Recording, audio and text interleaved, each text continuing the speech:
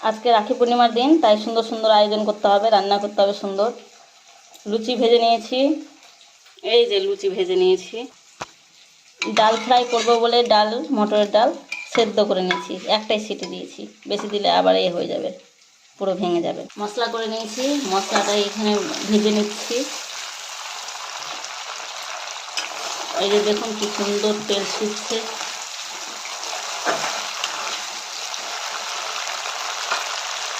আজকে নিরামিষ রান্না, কোনো পেঁয়াজ রসুনের গল্প নেই। এই ডালটা এবার দিয়ে দেবো, এই যে নেড়ে দিচ্ছে।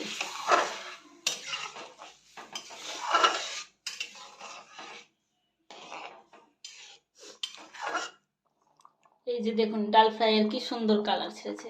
একটু হালকা ঝোল ঝোল রাখছি, তাহলে লুচি দিয়ে খেতে ভালো লাগবে। সবাই পছন্দ করে, যে যার মতো করে করবে আর কি। ঝোল একটু একটু খেতে পছন্দ করে ঝোল ঝোল রাখবে, নইলে একটু আর একটু ঝোলটা শুকিয়ে নিতে পারবে। দেখুন কি সুন্দর কালার ছেড়েছে, খুব টেস্টি হবে খেতে। এই যে সাথে ফুলকো লুচি আর ডাল ফ্রাই জমে যাবে আজকে।